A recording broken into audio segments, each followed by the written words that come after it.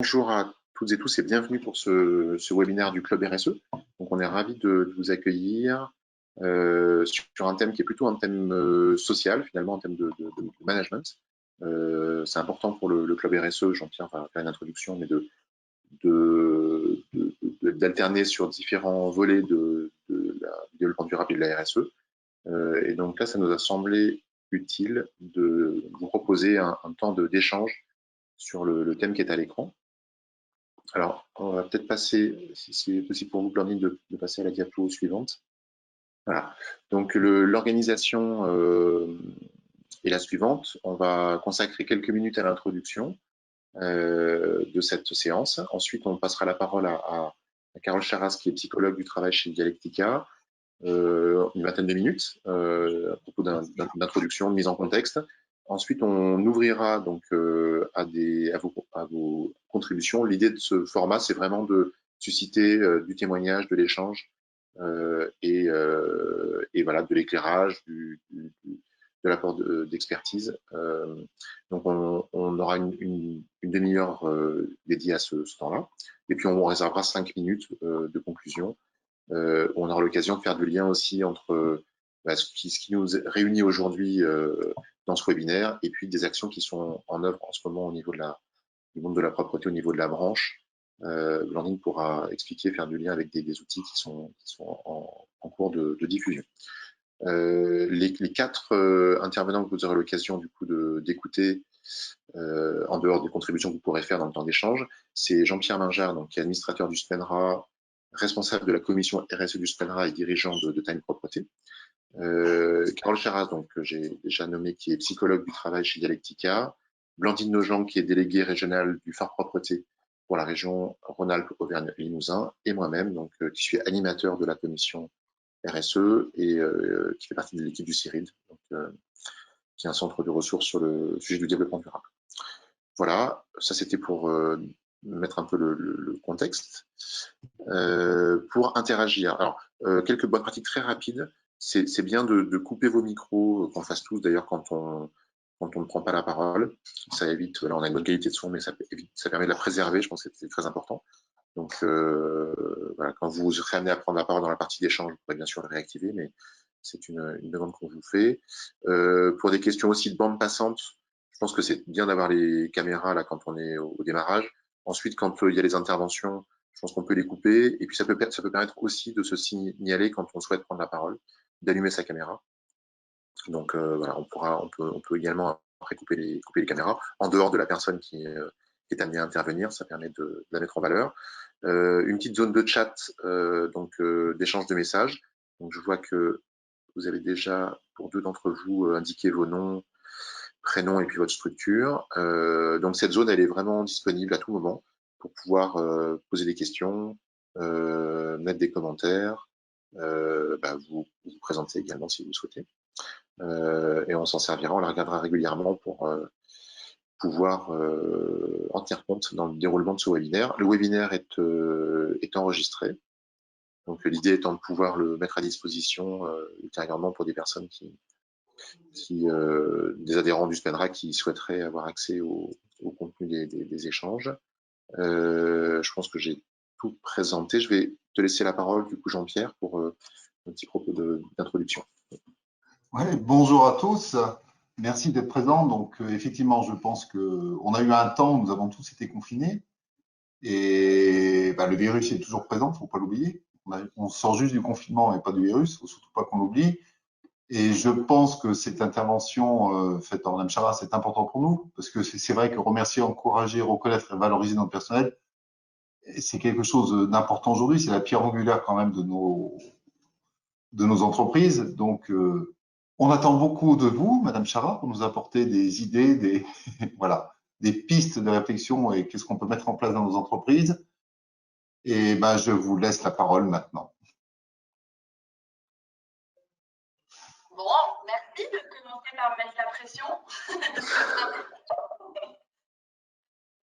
Effectivement, on m'a demandé de parler de la reconnaissance au travail. Alors, j'ai préparé, hier, je me demandais ce que j'allais vous dire en un quart d'heure, 20 minutes, pour pouvoir commencer à mettre en contexte. C'est déjà une question, en fait. La question de la reconnaissance au travail, et vous signaliez, Monsieur Mingard, le contexte et la crise que nous avons vécue et que nous traversons encore, hein, puisque le travail ne se fait toujours pas dans les conditions d'avant, et qui est venu mettre, y compris sur le débat public, encore plus en question cette question de la reconnaissance du travail et des efforts, je crois, que tous les mondes du travail, y compris le monde de la propreté, a fourni dans ce moment particulier, puisque à peu près dans la majorité des cas d'entre nous, entre ceux qui ont consenti à un effort de salaire sur le chômage partiel, entre ceux qui ont consenti à aller travailler dans des contextes parfois risqués et à faire cet effort de se confronter au virus, entre ceux qui ont consenti à prêter leur salon pour en faire une salle de travail et à se débrouiller entre les enfants, la maison et les tâches de travail à faire pour que le travail continue à se faire. Je crois qu'on sort et qu'on est encore tous dans un moment d'effort et qui vient aussi placer la question de la reconnaissance, pas uniquement sur la reconnaissance des résultats, dont on a souvent entendu parler, c'est-à-dire la reconnaissance comme reconnaître le produit du travail et la contribution des salariés à des objectifs d'entreprise, mais aussi justement, et c'est bien le point de vue de la psychologie du travail, de reconnaître les différents efforts que nous faisons tous pour pouvoir travailler. Puisque je commencerai peut-être par dire ça, c'est que travailler nécessite toujours un effort. Peu importe le contexte, même quand on est passionné de son travail, je le suis par exemple, et je peux y passer beaucoup d'heures, lire, y compris les week-ends, sur les sujets qui m'intéressent, même si cet effort n'est pas forcément douleur, contrairement à ce qu'on peut souvent entendre sur le travail, ça reste un effort que je consens et j'aime, et je pense que c'est pareil pour vous tous si vous pensez à votre travail, j'aime quand on reconnaît cet effort que j'ai mis, le point de vue que j'y apporte, le temps que j'y ai consacré et la mobilisation de ce que j'y ai mis. Une partie de mon travail consiste à écouter des salariés en consultation. Eh bien, j'entends à peu près toute la journée cette question de la reconnaissance. C'est-à-dire, je peux entendre, y compris dans des cas d'épuisement professionnel, des personnes qui vont nous dire qu'elles ont le sentiment que leur travail n'est plus reconnu à leur juste valeur. C'est ce qu'on appelle en psychologie du travail le contrat psychologique du travail. C'est-à-dire qu'au-delà du contrat de travail qui fixe la rémunération, le cadre, les horaires, le temps, les vacances, la convention collective, etc., on a tous, avec notre employeur, un contrat psychologique du travail, c'est-à-dire quelque chose qui n'est pas écrit, mais qui pourrait se représenter par les attentes réciproques que les deux parties ont vis-à-vis du travail. Ce contrat psychologique-là, quelque part, c'est le don que nous consentons tous au travail et qui appelle un contre-don. Ce contre-don peut être rétribution financière, bien sûr, mais pas que. Il va être aussi reconnaissance. Et c'est un sujet complexe qui n'est pas si simple, où j'entends parfois, y compris des chefs d'entreprise qui me disent avoir peur d'attaquer cette question de la reconnaissance, puisque comment reconnaître, hein, j'avais un collègue qui disait mais la reconnaissance c'est un puits sans fond, comment est-ce qu'on sait de quoi parle quelqu'un quand il dit qu'il ne se sent pas assez reconnu. Donc l'objectif d'aujourd'hui, c'était de vous donner quelques éléments pour savoir de quoi on parle en psychologie du travail quand on parle de reconnaissance au travail, qui vient compléter la vision plus classique, on va dire, contribution, récompense. Alors peut-être commencer par deux petits chiffres sympas. La bonne nouvelle, c'est qu'en 2016, 74,1% des salariés estiment qu'au vu de leurs efforts, ils reçoivent le respect et l'estime que méritent leur travail. C'est plutôt un bon score et les études statistiques montrent quand même que d'année en année, les salariés français semblent de plus en plus se sentir reconnus dans leur travail. Bon, on peut peut-être commencer en se disant que ce sujet, au fur et à mesure, sur les questions de bien-être et de santé au travail, commence à être de plus en plus pris en charge par les entreprises. En revanche, 47,6% des salariés déclarent qu'au vu de leurs efforts, leurs perspectives de promotion ne sont pas satisfaisantes. Voilà. Donc là, on commence à toucher du doigt les deux aspects de la reconnaissance et qui font d'ailleurs partie du contrat psychologique du travail, c'est-à-dire l'envie que son travail trouve trouve le respect et l'estime que l'on pense juste par rapport aux efforts que l'on a consentis, mais aussi l'envie, et ça on le voit de plus en plus chez les salariés, que nos compétences soient reconnues, soient développées, que notre employabilité perdure et que on ait la possibilité de se développer dans les entreprises. Et ça, il semble que les salariés soient plus insatisfaits sur cette partie de la reconnaissance. Alors, pourquoi s'attaquer à ce sujet? Il est essentiel, et ça j'ai envie de dire aujourd'hui, c'est presque impensif de le dire, la reconnaissance et la solidarité dans les équipes sont les deux piliers de la santé au travail. Certains l'appellent le bien-être au travail. Et on sait aujourd'hui, ça a été démontré par maintes recherches, que plus un salarié est bien dans son travail, plus il est engagé dans son travail et plus il est performant. Ce qui veut dire qu'on est là dans un cercle plutôt vertueux. Ce qui nous donne déjà une bonne raison aujourd'hui d'en parler, c'est-à-dire que s'attaquer à ce sujet, c'est augmenter le bien-être de vos salariés et par là même augmenter la reconnaissance de vos salariés. Alors, reconnaître quoi? Peut-être reconnaître quoi, ça me demande de passer par ce que signifie travailler. Si vous pensez tous aux intérêts qu'a le travail pour nous tous, même si aujourd'hui on entend souvent parler sur son côté versant négatif, il faut savoir qu'aujourd'hui, les personnes qui sont en meilleure santé sont les personnes qui sont au travail. Ça veut dire qu'a priori, le travail est plutôt constructeur de santé. Pourquoi est-ce qu'il est constructeur de santé? Parce que travailler, j'ai envie de dire qu'on soit salarié ou pas, parce que quand on fait son jardin, on travaille, quand on s'occupe de ses enfants, on travaille, quand on fait du bénévolat dans une association, on travaille, et quand on a un emploi, bien sûr, on travaille et on est rémunéré. Mais travailler nous demande à chaque fois de mobiliser notre intelligence, notre savoir-faire, notre sensorialité, notre cognition, notre ingéniosité, notre créativité. C'est ce qu'on appelle, nous, les psychologues du travail, la différence entre le travail prescrit et le travail réel.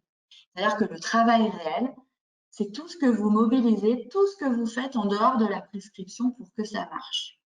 On sait aujourd'hui que si, sur une ligne de production, si tout le monde fait uniquement la prescription, donc uniquement ce que les protocoles et les procédures demandent de faire, en 2-3 minutes, on peut bloquer une chaîne de production.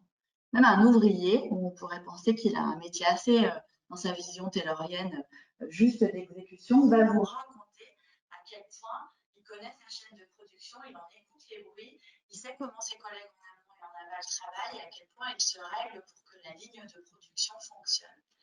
Travailler, c'est trouvailler en fait, et on travaille tous chaque jour. Et on a tous envie que cette mobilisation et ces trouvailles que l'on donne au travail soient reconnues et regardées, puisque le travail nous permet aussi d'exister dans le regard des autres. Alors, dans le regard des autres au niveau de la société, puisque le travail, en plus d'une rémunération, bien souvent, ça nous donne un statut social et ça permet notre émancipation sociale. C'est-à-dire que c'est comme ça qu'un adulte devient petit à petit propriétaire, fait des enfants, voilà. Mais aussi, voilà, vous remarquerez qu'en soirée, une des premières choses qu'on se demande quand on ne se connaît pas, c'est qu'est-ce que tu fais comme travail. Donc, quand on dit qu'on travaille, c'est pas tout à fait la même chose que quand on dit qu'on ne travaille pas. Et puis, quand on dit qu'on travaille et qu'on est 4 sup et versus on est à SH dans un hôpital, par exemple, c'est pas tout à fait non plus le même regard que l'on va avoir dans le regard des autres, mais il a bien cet objectif social, le travail. Et c'est un merveilleux apprentissage du vivre ensemble, puisque travailler nous oblige en général à travailler avec les autres et pour les autres. Donc, c'est aussi apprendre à vivre ensemble et se sentir utile. En psychologie du travail, on va dire que la reconnaissance, c'est reconnaître ça, en fait. C'est reconnaître ce qu'on met de soi pour que le travail fonctionne. Et elle est d'autant plus puissante, c'est-à-dire qui doit reconnaître dans l'entreprise. Il y a 2 jugements qui sont très importants, et ça, c'est la psychodynamique du travail qui nous l'apprend. Quand on travaille, on a envie de 2 choses. On a envie d'une première chose, c'est ce que Christophe Dejour appelle le jugement de beauté, c'est-à-dire qu'on a envie que ses collègues, ses pairs, ses clients, ses patients, c'est la personne à qui s'adresse notre travail, on a envie d'un jugement de beauté, c'est-à-dire qu'on a envie que l'on nous dise qu'on a fait du bon boulot. et que l'on reconnaît l'ensemble de notre pratique, des trucs et astuces qu'on a mis pour que le boulot fonctionne.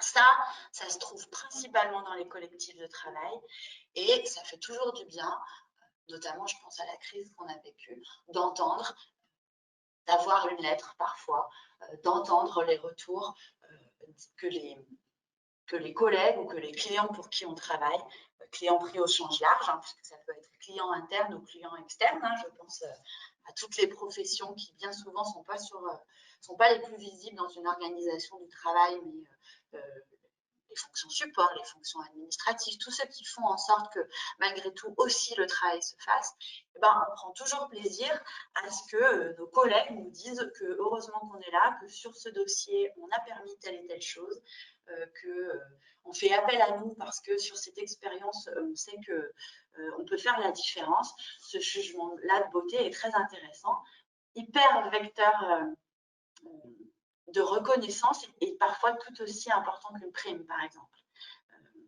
Par contre, pour qu'il ait du poids, ça marche que si on sait que celui qui nous dit connaît notre travail. C'est-à-dire juste t'as bien bossé, si on sait que l'autre ne sait pas, en fait, la difficulté de notre travail et tout ce qu'on a dû faire pour que ça fonctionne, ça a beaucoup moins de poids. C'est d'autant plus puissant quand l'autre nous connaît et connaît notre travail et ses difficultés.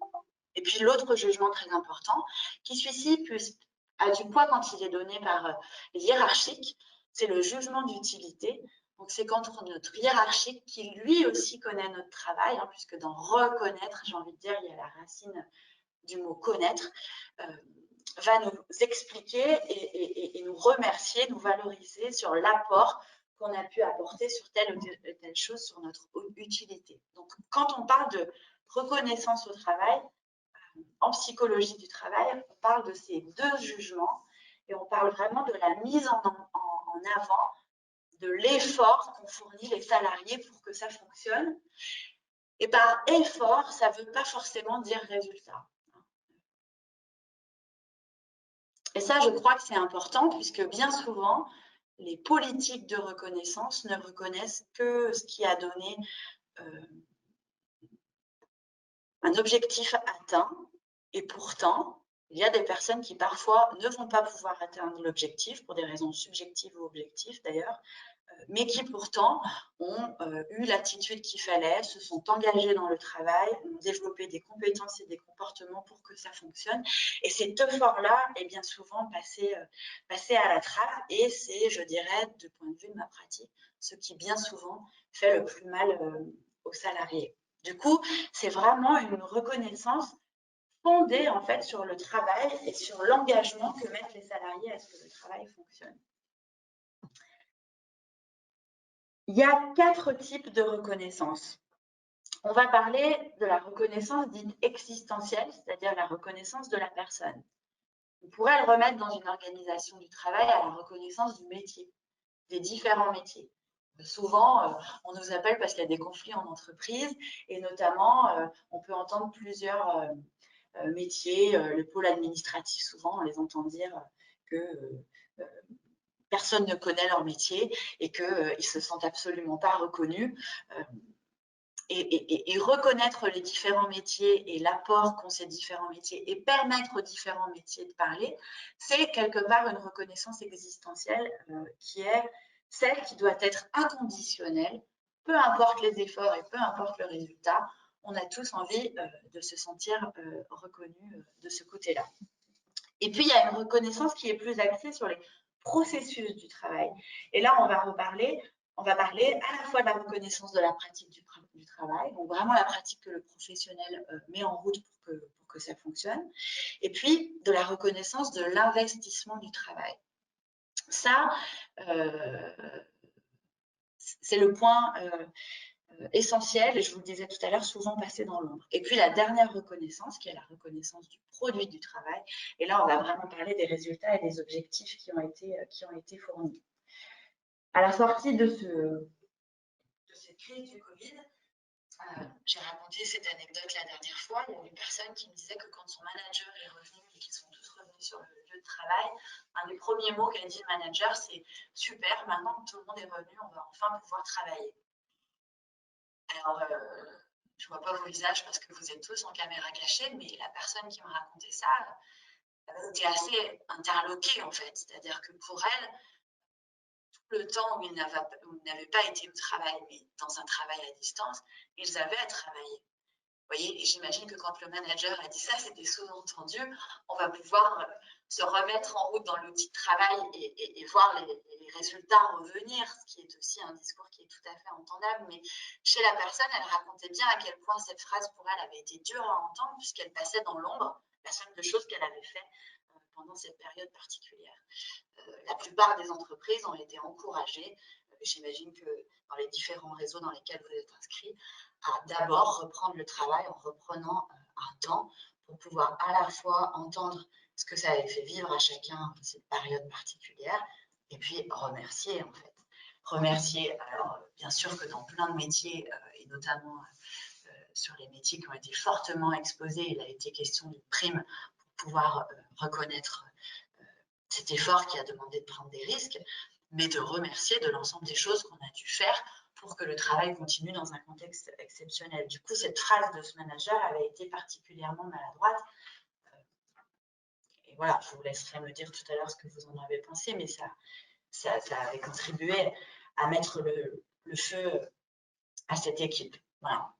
Donc ça, c'était les 4 points de repère que je voulais vous donner pour pouvoir après discuter avec vous effectivement des différentes pratiques que vous pouvez mettre en place. Donc bien sûr, il y a la plus connue qui est le système de prime et de reconnaissance, mais on doit se demander si un système de prime permet de reconnaître, qu'est-ce qu'elle reconnaît en fait? Est-ce qu'elle reconnaît uniquement l'atteinte des résultats ou est-ce qu'elle reconnaît les efforts qui ont été consentis par les salariés?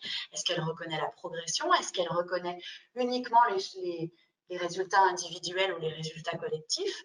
Est-ce qu'il a un impact sur les conditions de travail? C'est-à-dire, est-ce que ça permet aux personnes d'avoir une vision assez claire des promotions qu'ils peuvent avoir pour la suite et des récompenses qu'ils peuvent avoir en fonction des efforts qu'ils consentissent? Est-ce que dans vos pratiques de reconnaissance, il y a toute cette partie qui est accompagnement du parcours professionnel de la personne et notamment de son employabilité, hein, c'est-à-dire est-ce que vous lui permettez de rester au top de ses compétences et éventuellement de pouvoir retrouver un emploi si on connaît le monde du travail aujourd'hui qui est assez dur, de pouvoir la rendre employable, même si j'aime pas vraiment ce mot, c'est n'empêche un des enjeux aujourd'hui du monde du travail. Est-ce que ça lui permet de se projeter dans un avenir à moyen terme dans le cadre de son parcours professionnel? Est-ce que vous favorisez par les retours d'expérience, par des temps d'analyse de la pratique, par des systèmes qui mesurent la qualité, ce retour vers les salariés de leur utilité du travail, ce fameux jugement de beauté, à la fois entre collègues et entre pairs, mais à la fois aussi vis-à-vis de ceux à qui s'adresse leur travail, à la fois les clients internes et les clients externes. Voilà, de faire le point sur des outils de reconnaissance qui sont un puissant levier de bien-être et du coup un puissant levier d'engagement, de le regarder aussi par le prisme de ce trouvailler que chacun de vos salariés, dans la majorité des cas, mettent en place pour que le travail se fasse. Voilà, c'est ce que je voulais dire aujourd'hui. Merci beaucoup, c'est très intéressant cette mise en perspective. Je pense que c'est effectivement très éclairant, y compris la petite anecdote qui est profonde là que vous avez partagée avec nous sur l'attitude du manager en retour des équipes de la crise sanitaire, quoi, voilà. Donc voilà, moi je vois plusieurs liens, je pense, avec les activités des entreprises qui sont présentes aujourd'hui. Voilà, là, l'idée c'est que vous puissiez les uns et les autres peut-être réagir, poser des questions, peut-être témoigner d'une pratique que vous avez pu mettre en œuvre qui fait un lien avec ce qui a été introduit par Carole Charras. Donc, plusieurs moyens pour ça. Vous pouvez utiliser le chat, vous pouvez allumer votre caméra pour qu'on puisse vous voir et que vous puissiez prendre la parole. Je ne sais pas si certains sont connectés au téléphone. Si c'est le cas, je pense qu'on ne les visualise pas du coup sur les participants. Donc, vous êtes aussi bienvenue. À ce moment-là, vous prenez la parole parce que vous n'auriez pas accès au chat. Donc, voilà, l'idée, c'est vraiment de susciter un lien d'échange. C'est vrai que moi, j'ai pensé cette notion de différentes équipes. C'est quelque chose qu'on trouve fréquemment dans les organisations aussi des des entreprises de propreté, hein, entre les équipes administratives, support, souvent des équipes qui sont chargées des chantiers un peu spéciaux, et puis les équipes d'agents de propreté qui sont sur des chantiers d'entretien plus courants. Voilà, je pense que ma liste n'est pas exhaustive. On sent qu'il y a toujours potentiellement, comme dans beaucoup d'autres organisations, des collectifs de travail un petit peu différents. Donc il y a cet enjeu-là de reconnaissance des différentes équipes.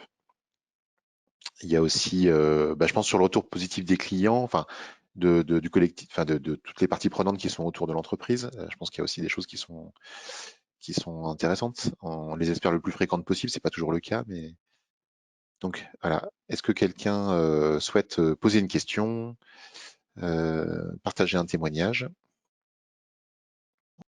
Manifestez-vous. Oui, alors moi je suis Nadège Béliot de la société Time. En fait, ce que j'aimerais, c'est vous faire part de ce qu'on a fait nous pendant le Covid.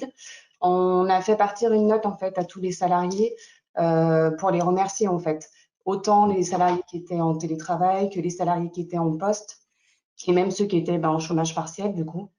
Malheureusement, c'était pas dû à une demande de leur part, mais c'était plutôt subi, voilà. Donc, et du coup, on n'a pas eu forcément de retour des salariés sur la note qu'on a fait partir.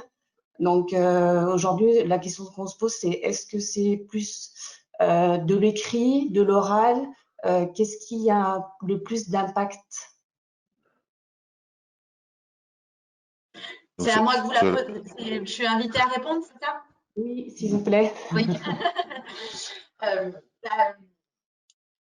Je n'ai pas d'études statistiques qui pourraient me dire ce qui a plus d'impact. Par contre, ce qui a toujours plus d'impact de mon point de vue, c'est le lien social en fait et le lien, l'échange. Je parlais de dons et de contre-dons, donc une note écrite, c'est déjà super. Et puis c'est super de vous entendre dire que vous avez pris soin justement de dire merci à tous, c'est-à-dire y compris ceux qui avaient subi la situation de chômage partiel, puisque c'est ce que je vous disais au début, c'est aussi un effort qui a été consenti par rapport à la situation. Mais très souvent, le fait de dire merci dans une oralité, si je puis dire, et puis qui va prendre le temps de contextualiser. Alors, je ne sais pas combien il y a de personnes à Time Propreté, donc c'est peut-être pas possible, mais de contextualiser, c'est-à-dire que vous savez l'effort qu'a fourni cette personne dans ce contexte-là pour pouvoir réaliser ce travail-là. En général, ça en augmente la gratitude que la personne va pouvoir ressentir. D'accord, c'est noté, merci.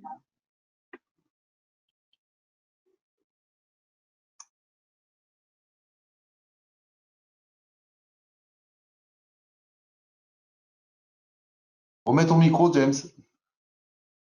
Merci. Désolé. Oui, j'interpellais Luc Legrand. Peut-être est-ce que tu souhaites partager avec nous sur soit une intention, soit quelque chose qui a pu être mis en place chez Dan dans ce qu'on a pu traverser ces dernières semaines, du coup. Oui. Alors, est-ce que tu m'entends, James? Oui, c'est bon, ouais. Oui, je suis en train de remettre le micro. Là, vous m'entendez bien?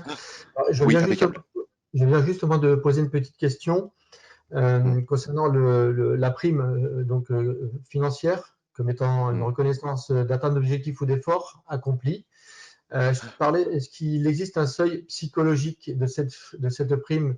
Parce qu'on est dans des métiers où les valeurs ajoutées ne sont pas forcément énormes. Enfin, la valeur ajoutée, oui, mais la marge résiduelle dans nos entreprises n'est pas forcément conséquente. Et si l'on parle de primes généralisées, par exemple, moi j'ai 90 personnes qui ont toutes travaillé à un moment donné de façon partielle ou complète. C'est très délicat d'établir une prime financière qui peut aller de 50 € à 500 €. Voilà. Donc, quels sont les critères sur lesquels… Alors, j'ai établi des critères, mais justement, je n'ai pas abouti ma démarche, mon raisonnement là-dessus, parce que j'ai peur de créer de l'injustice dans l'entreprise. Et en même temps, je ne peux pas donner une prime de 500 € à tous les gens, à toutes les personnes qui ont été confrontées à un travail délicat. Voilà. Donc là, c'est une première interrogation. Sinon, chez Dan, on a mis en place, bien sûr, dès le premier jour, le 16 mars, un chat avec l'ensemble des salariés via WhatsApp. Donc, on a créé un groupe WhatsApp Covid-19 Dan. dans lequel tous les salariés qui avaient l'envie de le faire ont pu partager leurs angoisses, leurs expériences, leurs difficultés à vivre le Covid dans leur famille ou dans le travail. C'était vraiment ouvert à tous. Et on a créé un chat un peu plus spécialisé interne pour l'administratif et les encadrants, ce qui a permis d'échanger avec un peu plus de précision sur les difficultés de mise en œuvre du travail ou de suivi des salariés. Voilà. Donc, dans le cadre du chat ouvert à tous les salariés, on a eu globalement la première semaine 80% des salariés qui étaient sur le chat et la deuxième semaine 10%. Enfin, globalement, très très vite, on a été noyé d'informations diverses et variées. Donc, il y a eu une perte d'intérêt de la discussion globale et on en est rendu finalement à des discussions ou des informations beaucoup plus précises. Et je dois le dire grâce à l'effort du SPENRA qui nous a beaucoup aidé sur la rationalisation de l'information et la synthèse pour pouvoir communiquer de façon plus précise auprès de nos salariés. Donc on a un journal interne sur lequel j'ai communiqué pour tous les salariés sur l'état de l'entreprise au moment du Covid et comment on allait gérer la crise. On a communiqué sur le groupe de crise qu'on avait mis en place et les intervenants qu'on pouvait interpeller pour parler des déplacements, pour parler du travail et de la sécurité au travail. Voilà, et puis après, ça a été un suivi bon an, mal an, au jour le jour, ouverture, fermeture client, réouverture, voilà. Globalement, chez nous, on a quand même…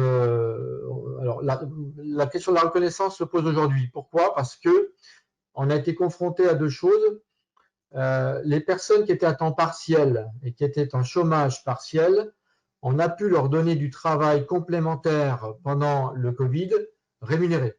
Donc, ils ont eu, ce n'est pas une prime, mais ils ont une reconnaissance immédiate de leur travail par un salaire complémentaire au chômage partiel. Ça, c'était possible légalement. Par contre, les personnes qui étaient en chômage, qui étaient à temps plein et en chômage partiel suite à la fermeture de sites et qui ont accepté de travailler sur d'autres sites, ne pouvaient pas bénéficier d'heures complémentaires. Donc, à un moment donné, c'est posé la question, ok, je suis volontaire, je veux bien aller travailler ailleurs, mais j'ai aucun intérêt à le faire puisque je peux rester chez moi à 84% du net. Voilà. Donc, naturellement, Dan a pris des positions là-dessus, que je garde confidentielles. Mais bon, les personnes qui étaient en chômage partiel, qui ont travaillé, on doit forcément leur donner une reconnaissance. Voilà, donc effectivement, on a aussi eu des personnes. Alors là, donc la reconnaissance sera forcément sous forme de prime. Voilà. J'ai pas d'autre levier là-dessus. J'ai pas d'autre levier dans la mesure où il y a eu vraiment un effort consenti de ces personnes pour aller remplacer d'autres personnes qui ne pouvaient pas travailler, notamment les personnes qui étaient en garde d'enfants, voilà, tout simplement. Hein. J'ai une dizaine de personnes qui étaient en garde d'enfants sur les 90. Sinon, l'ensemble des autres personnels étaient disposés ou disponibles à travailler. On a mis aussi une base de volontariat. C'est-à-dire que pour ne pas imposer le travail, même sur les sites qui étaient ouverts, on ne pouvait pas, à un moment donné, dire bah, allez travailler, c'est comme ça. Hein. Le contrat de travail était pratiquement suspendu à la limite pour tous. Hein. Là-dessus, on a eu un regard assez, bien sûr, tolérant et bienveillant en disant bon, le travail s'impose à l'entreprise, les sites sont ouverts, est-ce que vous êtes volontaire? Voilà. On a fait cette démarche-là. Et on n'a eu que des bons retours. Que des bons retours. J'ai qu'une seule personne qui nous a posé la question du droit de retrait. Voilà. Alors on lui a expliqué, bien sûr, les tenants et les aboutissants de cette démarche-là, en lui disant que la mise en danger n'était pas avérée sur son site dans la mesure où il était seul à travailler un samedi matin, que voilà, il n'y avait pas de croisement et que, en toute honnêteté de dirigeant, je lui permettais globalement d'aller travailler en toute sécurité. Donc, mais c'est vrai que les dispositions, il a fallu se mouiller à un moment donné quand même hein, en tant que dirigeant pour accompagner nos personnels, les rassurer, sachant que les informations qui ont fusé dans les branches professionnelles ou dans les ministères, globalement, n'étaient pas forcément très bien affûtées au départ. Hein. On y va pas. Il y a du virus dans l'air et pas dans l'air. Il y en a dans l'eau, dans les milieux humides, pas humides. Enfin bon, c'était complexe. on remercie le SPENRA d'avoir fait la démarche d'explication rationnelle. Donc, Voilà, il donc y avait aujourd'hui, aussi… je pose la question des récompenses, hein, entre guillemets, ou du remerciement, puisque j'ai attendu la fin du chômage partiel pour pouvoir initier entre guillemets une possibilité d'entreprise à verser des primes. Voilà, donc là, j'en suis là aujourd'hui et la question est là. Y a-t-il un seuil psychologique? Y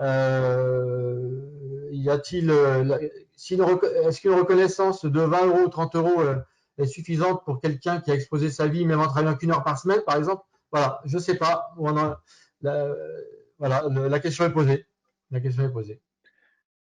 Bon, merci Luc pour ce témoignage riche, hein, à la fois on voit qu'aussi en tant que dirigeant, on doit mettre en place une intelligence d'adaptation du travail, ce dont tu témoignais au fil de l'eau, des informations qui arrivaient, comment organiser le travail pour les équipes. La question très précise sur la dimension financière qu'on peut mettre en partage. Et puis je trouve intéressant aussi les outils qui ont été expérimentés et déployés, le groupe WhatsApp dont tu témoignes, qui devait répondre à une demande parce que 80% la première semaine, ça veut dire que voilà, les gens ont apprécié du coup de pouvoir échanger par ce média-là. Et puis le journal interne aussi, je trouve ça intéressant. Oui. Voilà. Alors, je ne sais pas du coup, Carole Chara, si vous avez une contribution sur le montant de la prime. Est-ce qu'il y a en fait le seuil, alors je sais pas, je crois pas qu'il y ait un seuil psychologique, mais ça me fait penser au sentiment de justice organisationnelle en fait. Voilà.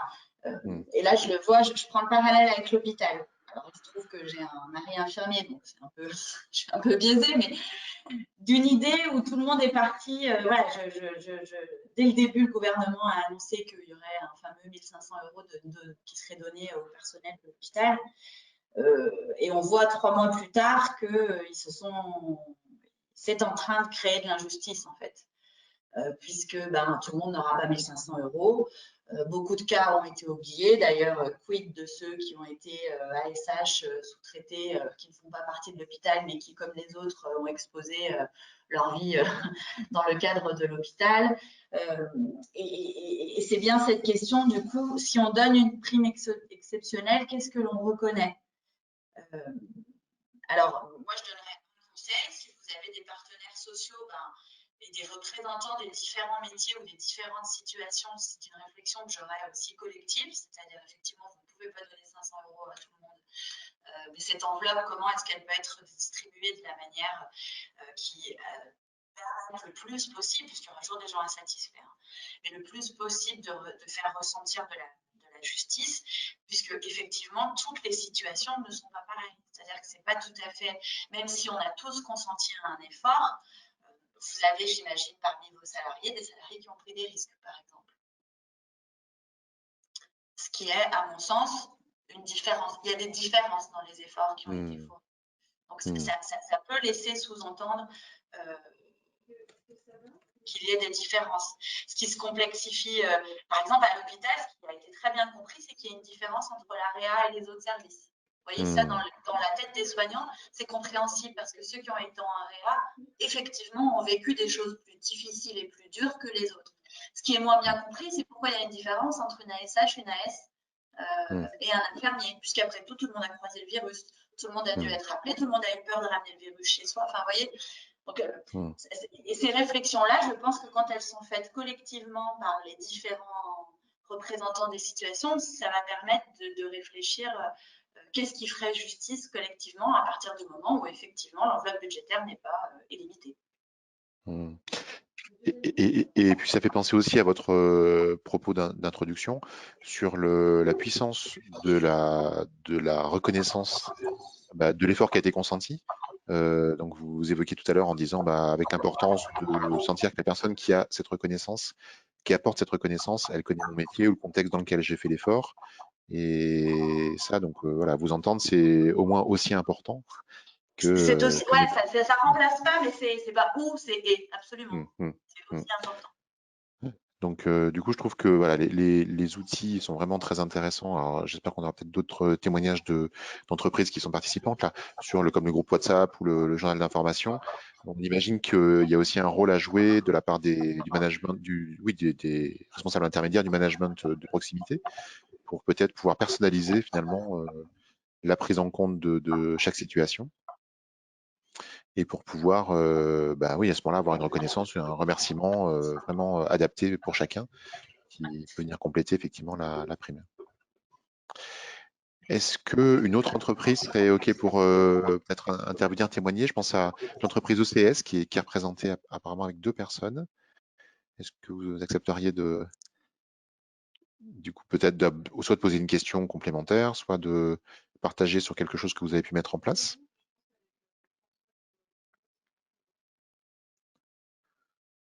Je ne sais pas si vous m'entendez. Il y a, je crois, Stéphane Aviles qui est présent et Aurélie Garcia.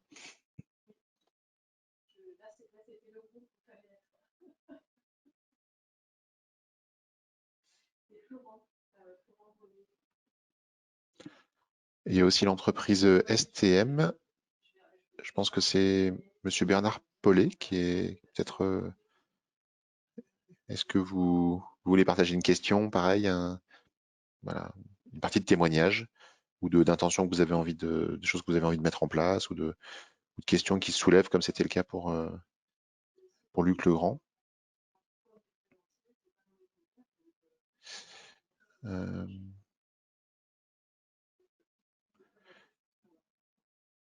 Il y a Madame Fatima Fati également qui est présente. Est-ce que vous pouvez partager avec nous? Ah, je vois qu'il y a une petite contribution dans le chat. Ah, super. Ah, d'accord. Donc, Monsieur Avilés dans le chat, mais qu'il n'a pas de micro. Donc, merci de votre contribution par le chat. Nous avons communiqué avec nos salariés via des courriers transmis avec les fiches de paye. OK. Donc, un courrier qui a été envoyé. Donc, ça est en présence continuelle sur le terrain puisque nous n'avons pas été confinés. D'accord. OK. Donc, le courrier, ça ressemble à ce qui a pu être fait aussi chez Time, qui a été évoqué dans le premier témoignage. Ça marche. OK. Merci pour cette contribution.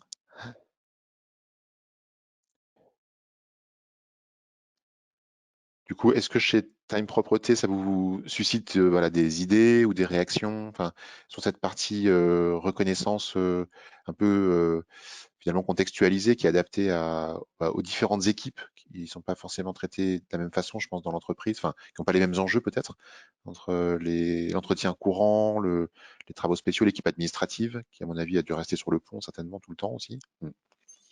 Voilà. Alors, je vous rassure, on traite tout le monde de la même manière, James. Oui, ok, oui. Première chose.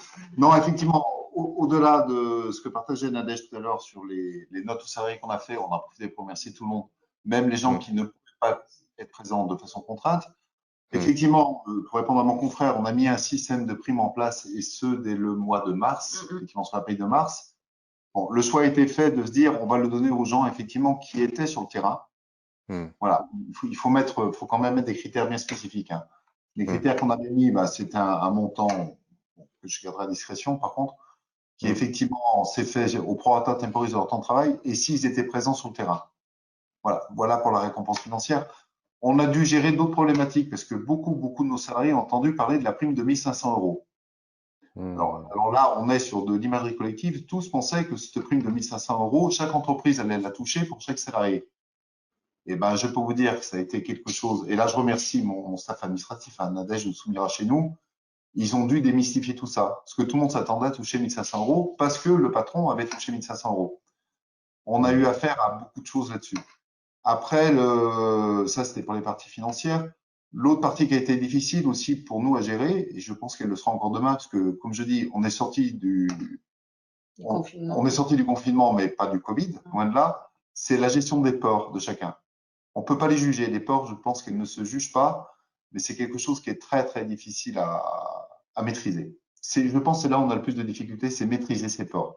Elles sont tellement diverses, variées, et comment y répondre, et on n'est pas leur papa, leur maman, on est leur patron. Il faut qu'on leur réponde avec des choses très factuelles. Pour nous, c'est une vraie difficulté. C'est un petit peu la question que j'aurais vis-à-vis de Carole. Est-ce que vous avez une solution miracle? Comme vous aimez bien que je mette la pression, c'est fait. Merci Carole. Il y a votre micro qui est pas. C'est fait exprès, parce que j'avais pas de solution miracle. Oui, les peurs. Est-ce qu'il y a des solutions miracles? La peur, J'imagine que du point de vue employeur, vous pouvez la tenter de la rationaliser, même si c'est une émotion, et je vous rejoins tout à fait, c'est-à-dire que ça, c'est pas négociable, quoi. C'est chacun qui avance ça, en mettant le plus possible des mesures de protection pour que le salarié encourt le moins de risques. Mais j'imagine que pour certains salariés, j'en ai rencontré, ils n'ont pu gérer que la peur qu'en l'évitant, en fait, du coup, en étant en arrêt maladie. En ne la confrontant pas, puisque par contre, ce qu'on sait d'un point de vue psychologique, c'est que plus on a peur, plus on évite, plus on évite, plus on a peur. Donc, c'est un espèce de cercle vicieux qui se met en route. Donc, aider une personne à confronter sa peur de manière sécuritaire, c'est effectivement, là, pour le coup, un vrai accompagnement psychosocial de la personne. En tout cas, je me dis que pour ceux qui sont allés affronter la peur et qui, effectivement, en termes de reconnaissance, c'est beaucoup ce qu'ils ont donné là d'eux pour pouvoir y aller.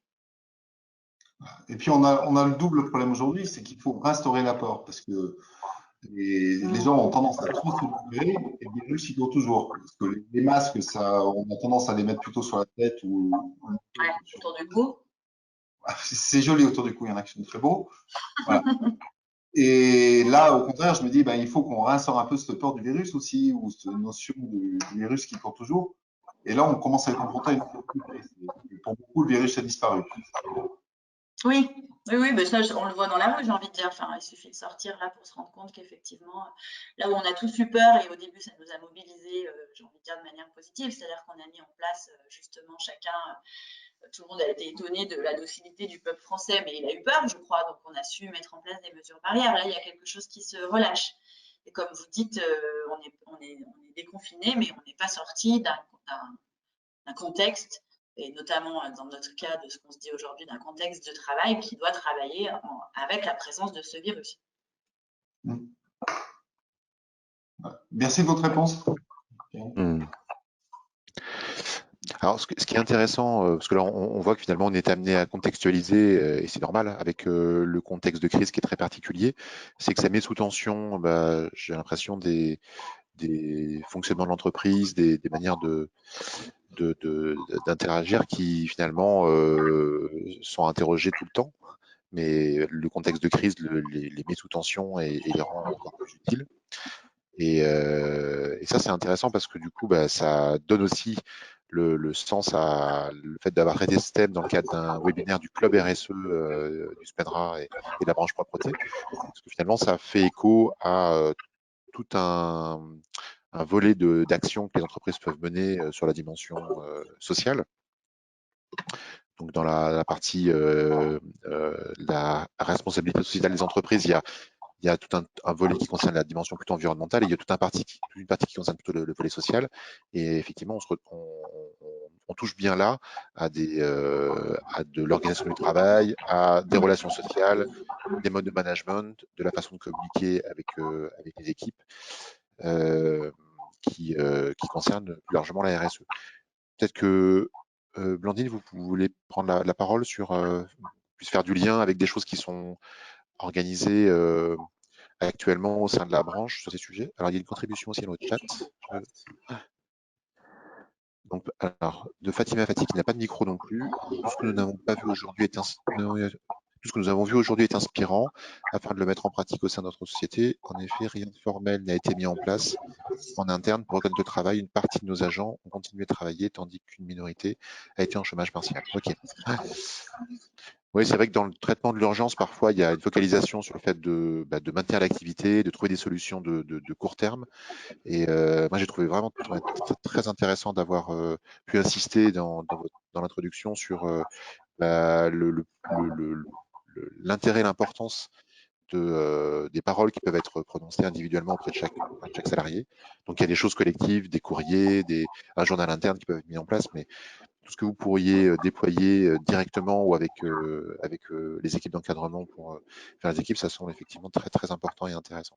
Enfin, dans ce contexte-là et au-delà d'ailleurs.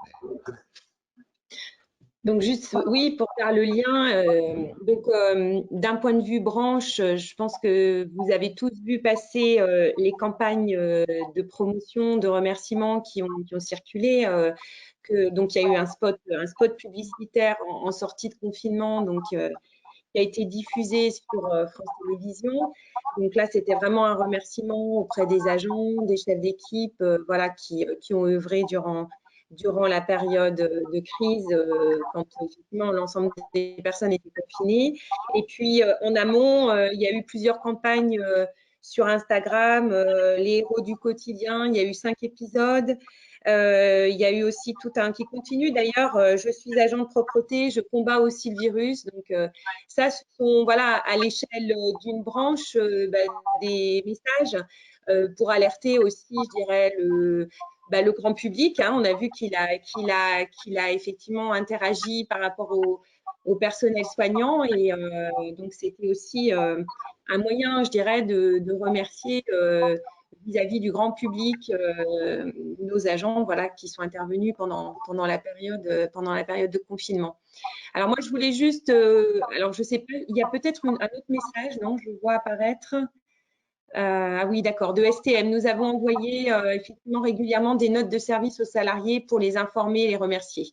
Oui, par rapport aussi, alors c'est vrai que j'en parlais hier avec un des chefs d'entreprise qui n'est pas présent, mais qui me disait qu'il était un peu épuisé parce qu'il avait eu tout ce travail d'échange avec ses équipes pour les rassurer, parce que finalement, il y a eu effectivement de la crainte, quoi, de la peur. Donc, beaucoup l'information, je pense que Carole ne me contredira pas, l'information, on a aussi informé au fur et à mesure qu'on avançait, mais peut régler des situations de crainte. Hein.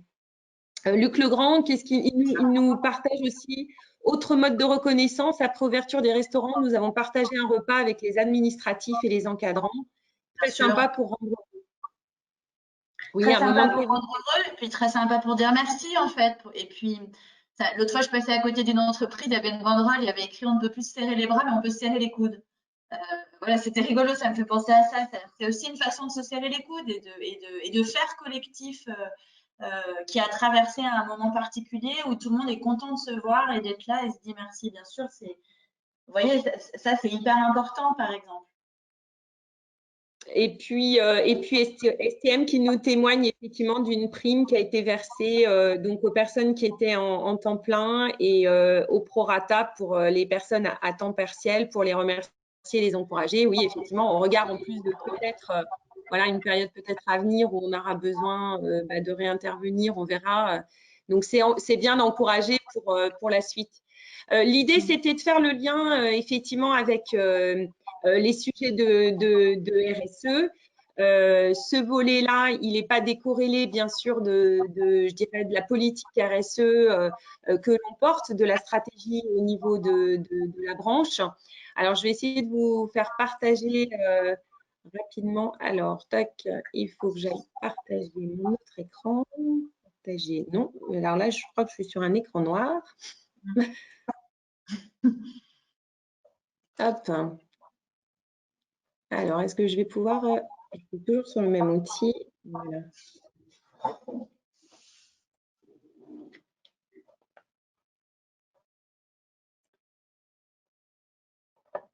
Voilà. Normalement, vous devriez voir apparaître mon écran si tout va bien. On le voit, je vous confirme. C'est bon, impeccable. Merci. Voilà, le lien, c'était par rapport au référentiel RSE sectoriel qui à ce jour est en cours de finalisation, qui pour certains ont contribué à la relecture et donc on les en remercie hein, au sein du club RSE du SPENRA hein, durant la période de confinement. Donc, effectivement, ce référentiel, donc sa phase de consultation est achevée. Et pour faire le lien avec notamment cette thématique de reconnaissance, alors attendez, il faut que je clique une fois, voilà, pour que ça puisse apparaître. Juste un petit rappel en fait de ce référentiel sectoriel hein, qui va voir le jour à la rentrée aujourd'hui, qui a été validé en conseil d'administration donc cette semaine hein, par la FEP. Donc ce référentiel sectoriel, c'est un outil d'accompagnement des entreprises. L'idée, c'est de vraiment avoir une démarche volontaire de l'entreprise. Il n'y a pas de contrainte. Hein, on progresse à sa vitesse, à son rythme et sans audit. C'est aussi un outil de promotion envers les clients, donc sur les enjeux réels, et puis l'engagement du secteur en matière de RSE. Et puis, on a voulu aussi ce référentiel pour que ce soit un outil d'influence envers les agences de notation, les organismes de certification.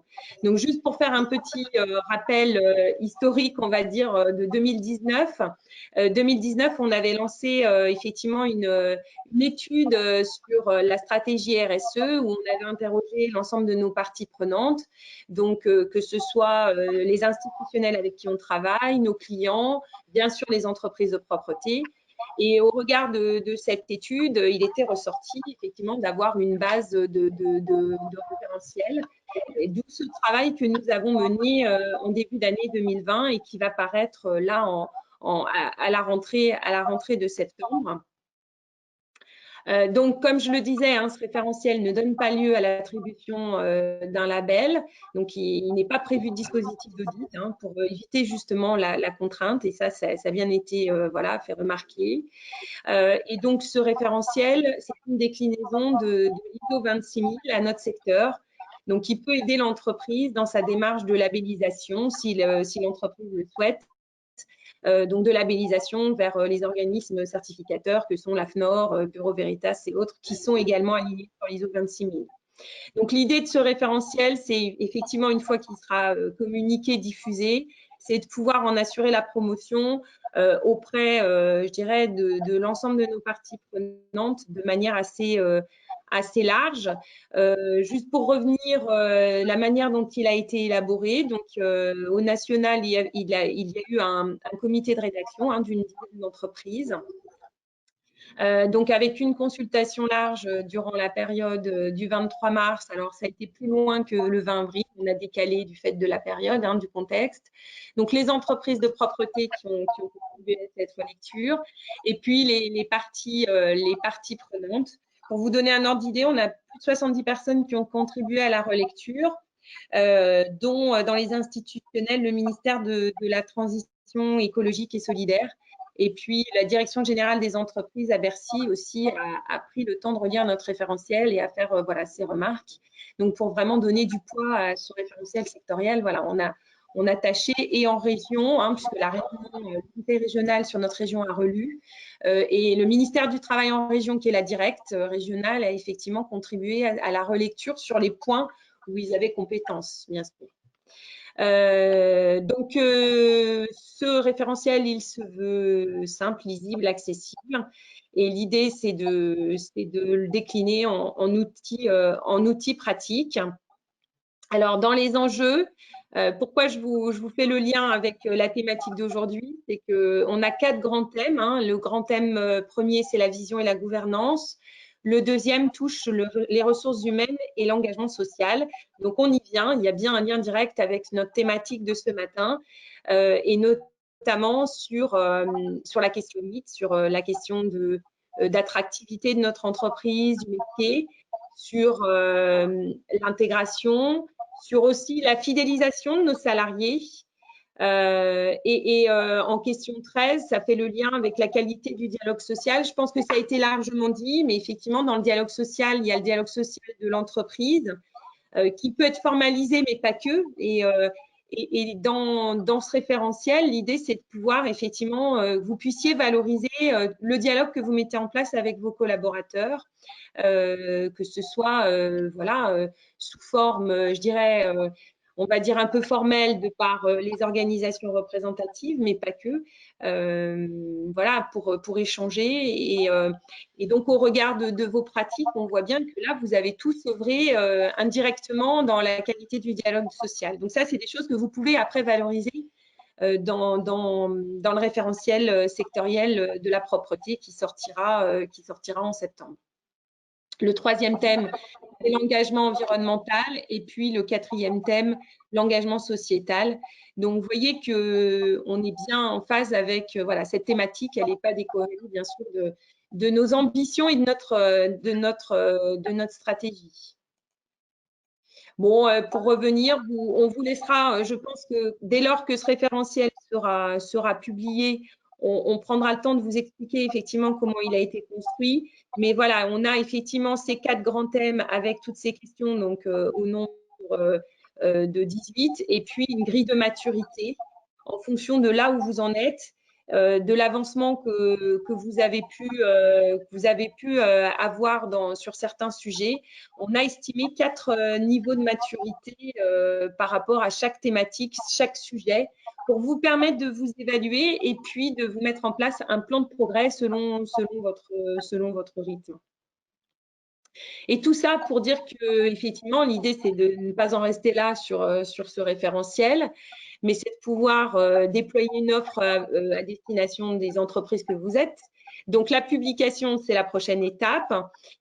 Suite à ça, on aura effectivement, on vous permettra d'avoir accès à une auto-évaluation en ligne via la plateforme Assesia, donc par l'AFNOR, puisque nous sommes en train de voir dans quelle mesure on peut financer les droits d'accès pour vous permettre de vous évaluer et de pouvoir voir quel plan de progrès vous pouvez mettre en place. Et puis une évolution de notre formation Action RSE. Alors, je crois qu'effectivement, Monsieur Legrand parlait de cette formation Action qui s'appelait DD à l'époque, développement durable, qui aujourd'hui maintenant s'appelle RSE et qui va évoluer et qui va inclure le référentiel sectoriel propreté. Donc, avec un nouvel objectif, c'est intégrer ce référentiel, donc au regard des journées collectives et des journées individuelles qui font partie de ce programme. Et de manière plus large, l'idée maintenant, c'est vraiment se dire, on ouvre plus largement aux entreprises et on les fait avancer. Donc, c'est franchir une étape dans son engagement RSE. Donc, voilà aujourd'hui où nous en sommes pour vous accompagner sur ces sujets-là. Et le témoignage, c'était de dire que voilà, tout ce que vous pouvez mettre en place au sein de vos entreprises, l'idée, c'est que vous puissiez le valoriser en interne auprès de vos agents, mais aussi en externe vis-à-vis de vos parties prenantes et de vos clients qui, nous le savons, sont effectivement assez friands maintenant de démarches RSE. Donc, ce travail-là, il faut pouvoir aussi le valoriser auprès de vos clients et le référentiel sectoriel, ce sera un outil pour vous le permettre. Voilà ce que je voulais dire sur l'offre. Très bien, merci beaucoup Blandine pour cette contribution. C'est qu'on voit bien le lien entre les deux sujets. Je pense qu'il est temps de mettre fin à ce webinaire en remerciant chacun et chacune pour votre participation, les différents intervenants et en particulier un merci spécial à Carole Charras pour votre propos d'introduction et votre contribution aux différentes questions. C'était très intéressant. Donc voilà, la prochain événement du Club RSE, ce sera un atelier. Donc, les invitations vont bientôt partir. Fin septembre, le 29. Le 29, j'ai un léger doute, c'est le 29 septembre. On a eu un décalage de date, James. Donc, ce sera le 29 septembre et on traitera surtout de la relation, notamment avec la relation client. Donc, la démarche RSE dans la relation client et bien sûr, les invitations, je pense, partiront d'ici une dizaine de jours. Le temps de bien boucler, on va dire, l'ordre du jour. Et on vous invite à nous rejoindre. Ça se passera à la Maison des métiers de la propreté. Cette fois, ce sera en présentiel. Voilà. Très bien. Eh bien, écoutez, merci. Bonne suite de journée à chacun et chacune. Et bientôt pour de prochaines réunions du Club RSE. Merci à tous. Au revoir. Merci. Au revoir. Au revoir. Au revoir tout le monde. Au revoir tout le monde. Merci. Merci. Au revoir.